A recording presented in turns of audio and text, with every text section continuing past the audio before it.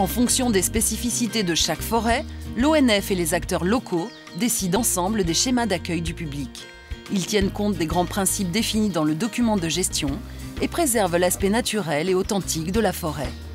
François Garnier, responsable accueil du public en forêt de Troncey, dans l'Allier, a par exemple mis en place des aménagements touristiques autour de cet étang.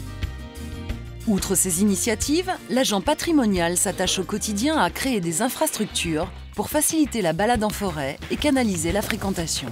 Ça, c'est un vrai travail d'agent de terrain dans le cadre de l'accueil du public. C'est l'agent qui se débrouille pour obtenir le bois, qui se débrouille avec les ouvriers forestiers et qui se débrouille également avec la communauté de communes pour pouvoir mettre tout ça en œuvre.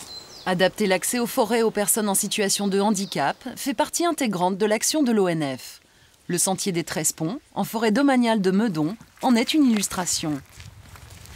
Il a reçu le label Tourisme et Handicap pour les 4 types de handicap et a obtenu 2 prix pour la qualité de ses installations. On se situe sur un pupitre, on a une information qui est pour les valides et non valides. Donc on a du braille. On a du braille ici, devinez à quel arbre appartient ce fruit. Donc on a joli le dessin de fruit qui marche aussi pour les enfants. Les différentes essences, avec aussi pour les handicaps un peu plus moteurs des dessins de feuilles en relief. Et puis tout simplement la réponse sous le galet.